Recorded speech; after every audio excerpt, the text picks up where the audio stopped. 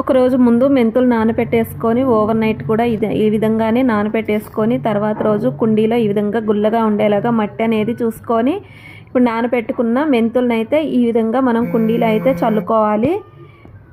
ఈ విధంగా చల్లేసుకొని పైన ఇంకొంచెం మట్టి అయితే వేసి డైలీ రోజు కానీ మనము వాటర్ అనేది చూసుకొని ఇస్తూ ఉంటే మనకి 3 days కల్లా మనకి మెంతికూర అనేది మొక్కలు అనేవి వచ్చేస్తాయి. 5 days కల్లా మనకి గ్రోత్ అనేది బాగా కనిపిస్తుంది ఫ్రెండ్స్. ఇలాంటి ఆకుకూరలు అనేవి చిన్న చిన్నవి మనం ఇంట్లో ఈజీగా కుండీల్లోనే పెంచుకోవచ్చు.